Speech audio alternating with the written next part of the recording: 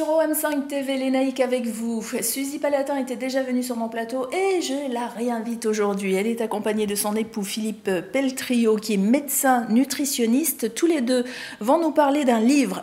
Ils n'ont pas fait qu'un livre, mais moi, il y en avait un qui m'intéressait plus que l'autre, plus que d'autres. En tout cas, c'est Mon poids idéal pour la vie. Et c'est aux éditions de La Martinière. Bonjour tous les deux, merci d'être sur mon plateau. Bonjour. Merci Lénaïque. Et alors, docteur, je peux vous appeler docteur bien ou sûr, Philippe sûr, ou, oui. Mon poids idéal pour la vie, on a l'impression comme ça en lisant le livre que c'est super simple, super efficace. Est-ce que ça l'est vraiment? C'est pas si simple que ça. Il n'y a oui. pas de méthode, de recette miracle, mais il faut savoir que l'objectif, c'est quand même de revenir vers ce qu'on souhaite peser en gardant une alimentation équilibrée qui correspond à chaque personne. Et on peut oui, parce qu'une alimentation équilibrée, mon alimentation équilibrée ne sera pas la même que ma voisine. Il y a des règles oui. qui sont fixes, mais on doit l'adapter parce qu'on ne peut pas obliger les gens à manger des forcément légumes, des choses qu'ils n'aiment pas. Donc oui. il faut quand même que ça corresponde à la personne. C'est ça. Alors je lisais un petit peu, parce que votre livre, en fait, c'est spécial gourmand. C'est ce qui m'a attiré aussi. Non, c'est parce que pour maigrir efficacement, il ne faut pas souffrir. Eh oui. Vous avez raison. Voilà, et moi, je suis d'accord avec ça. si vous souffrez, vous pouvez, au final, vous reprendrez du poids parce qu'il y aura des frustrations. C'est ça. Et on ne peut pas maintenir son poids si on est frustré, si on a des envies. Donc pendant l'amaigrissement, ça doit toujours se passer bien. De se faire plaisir. C'est-à-dire qu'il faut que les personnes m'informent de comment ils vivent les différentes phases du régime. D'accord. Et alors, mon poids idéal, comment on sait le poids idéal qu'on doit faire? Parce que là, encore une fois, selon les gens, quelqu'un va être très bien à 60 kg et l'autre à 55. Comment on sait ça? On a un poids déjà que l'on pèse quand on est jeune. Et après, on peut grossir pour différentes raisons. Mais disons que c'est difficile de revenir à ce poids-là. Mais on souhaite toujours faire un poids. Et je pense que c'est important de retrouver ce poids-là. C'est pas impossible. Le poids de quand on était jeune. Ou en tout cas, celui dans lequel on se sent bien. C'est ça qui est important. C'est pour ça que dans mon interrogatoire, on commence par le poids à 18 ans, après le poids qu'on a pesé très longtemps, dans lequel on se sentait bien, et on essaye de revenir à ce poids-là. Alors moi, à 18 ans, je devais faire 50 kilos. Après la grossesse, 60 kilos. C'est souvent des poids après les différents événements de la vie dans lesquels on se sent bien. Oui. Mais il ne faut pas se référer à tous les indices qu'on propose, indices de masse corporelle. Oui, c'est ça fait peur. Non, parce que quand on se réfère à ces indices-là, très vite, on se rend compte que c'est soit beaucoup trop maigre, soit ça ne correspond pas. Il faut appréhender la masse musculaire, la masse osseuse, plein de choses. Et ce n'est pas intéressant. Il faut se sentir bien dans sa peau. Oui, puis si on se dit il faut que je calcule, déjà le fait de calculer, ça fait peur aux gens. Voilà. Déjà, moi, je ne veux pas que les gens se pèsent. Ça commence comme ça. Ah, ça c'est bien. Voilà. Donc on ne se pèse pas quand on vient vous voir. On se pèse chez moi et pas chez soi. Juste la première fois? Non, à chaque fois qu'on se voit, mais pas chez soi. D'accord, pas chez soi, c'est interdit. Ça sert à rien. On jette nos balances qui sont à la maison. Une fois qu'on a maigri, je veux bien, mais pendant qu'on maigrit, non. Bon, alors vous êtes spécialiste aussi dans le traitement de l'obésité. C'est pour ça aussi que vous avez écrit ce livre? Parce qu'il y a beaucoup plus d'obésité actuellement, que les gens mangent mal et qu'il faut essayer de retrouver un équilibre. Mais c'est sûr que c'est surtout parce qu'on ne fait plus la cuisine, qu'on mange vite, qu'on n'a plus les moyens d'acheter des bons plats et surtout on ne cuisine plus. Donc au travers de la méthode, j'apprends aussi aux gens à retrouver des bonnes habitudes alimentaires. Et alors vous êtes aidé en ce sens par Suzy, parce que dans ce livre, on retrouve quelques recettes. Voilà, donc on fait des recettes ensemble, on utilise toutes les types de cuisine, parce qu'il faut que ça ait du goût, il faut que ça soit bon, il faut surtout que ça corresponde, je vous dis, à chaque personne. Oui, c'est ce que je lisais. C'est une méthode aussi efficace à toutes les traditions culinaires. Donc, Suzy, qui vient des Antilles, justement, on peut en parler parce qu'elle utilise beaucoup de produits exotiques, ce qu'on appelle exotiques quand on est en métropole. Et ces produits-là, on les retrouve quasiment dans tous les Outre-mer, voire même en Afrique, ailleurs, ou en Asie. Et puis en plus, c'est une cuisine triste, ça donne pas envie. Et les régimes, en général, les gens n'ont pas beaucoup d'imagination parce qu'ils pensent qu'ils vont manger du blanc de poulet et des haricots verts toute la journée.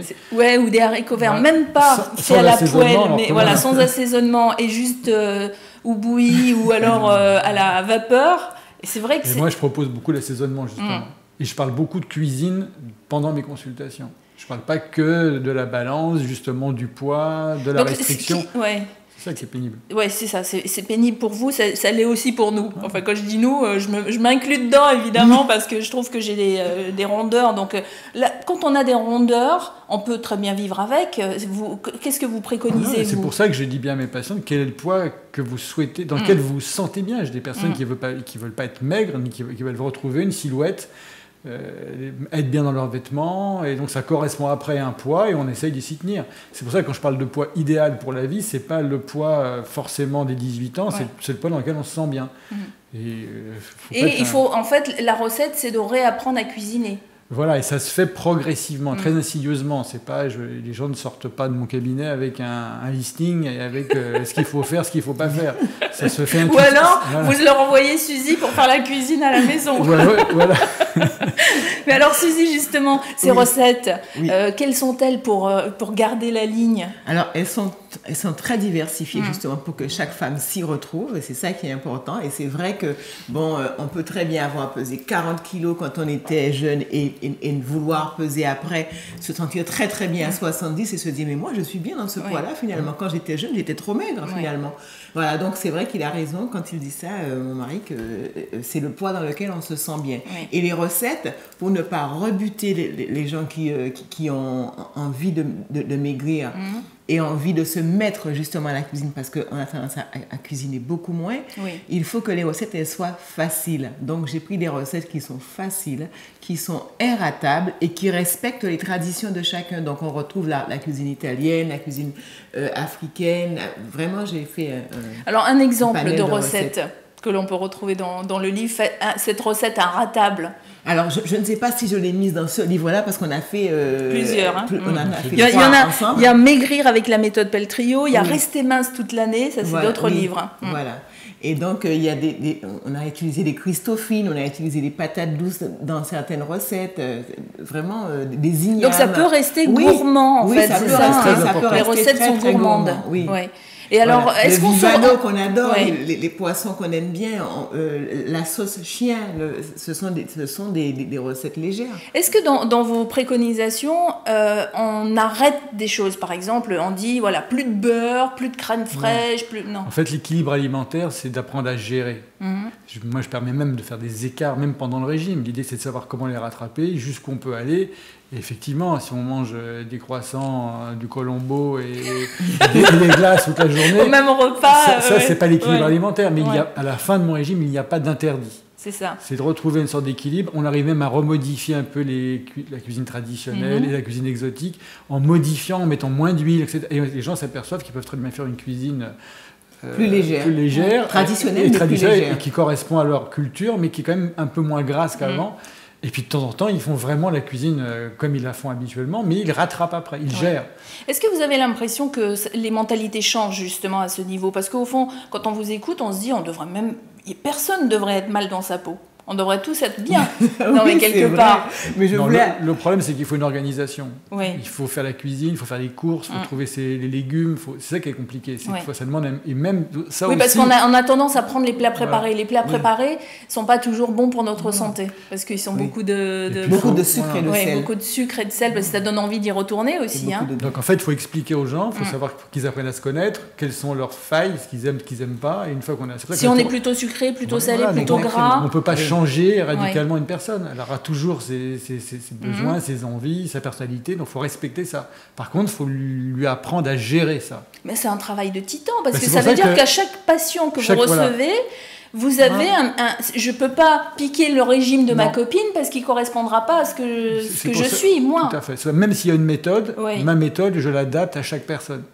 Parce qu'il y en a qui vont refuser certaines choses, donc je prendrai dans d'autres parties.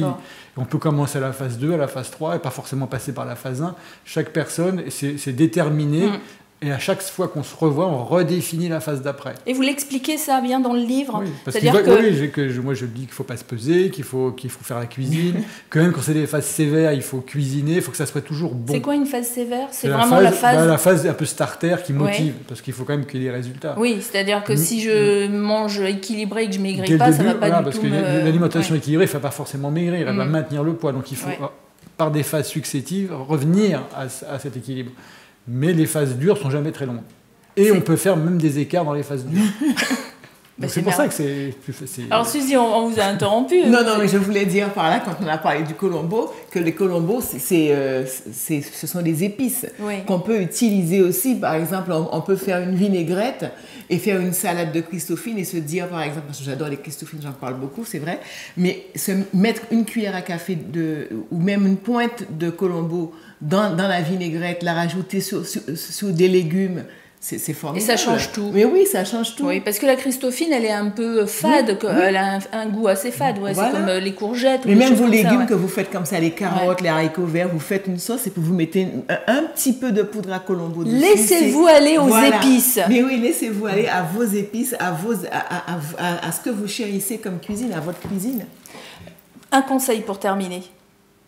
Allez voir quelqu'un quand on est vraiment mal dans sa peau pour se faire aider. Il ne faut pas le faire tout seul. Même si les différents médecins ont fait des livres, acheter le livre et essayer de faire tout seul, ça ne marche pas. Parce que comme je vous dis, même si la méthode c'est la même méthode, mais elle s'adapte à chaque personne. D'accord. Donc on ne peut pas faire ça tout seul.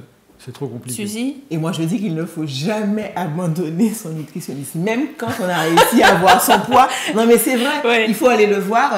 Moi, j'ai une amie qui a très, très bien maigri. Mais on ne croirait jamais qu'elle a fait un régime et elle va 2 fois par an voir c'est pas beaucoup, elle va 2 fois par an, elle fait un check, elle va voir avec son nutritionniste et elle repart, voilà, comme ça, et ça fait des années qu'elle fait ça, mais c'est vrai, elle dit ça, mais en même temps c'est son mari, donc c'est normal, il faut jamais abandonner son nutritionniste. Moi, je n'abandonne pas. En tout cas, merci à tous les deux d'être venus. Je rappelle que ce livre, Mon poids idéal pour la vie, est aux éditions de La Martinière. Il y en a eu d'autres, parce que Suzy aussi nous avait parlé d'un livre qu'elle a fait, et elle dit, ça s'appelle pas régime, je crois que c'est ça. Hein, ne dites jamais que c'est régime. Ne dites jamais que c'est régime. Donc, tous ces livres sont disponibles. Vous allez sur Internet, on vous donnera bien sûr tous les liens. En tout cas, encore une fois, merci. Et puis... vous reviendrez dans 6 mois, vous verrez si j'ai bien suivi vos conseils. Avec plaisir.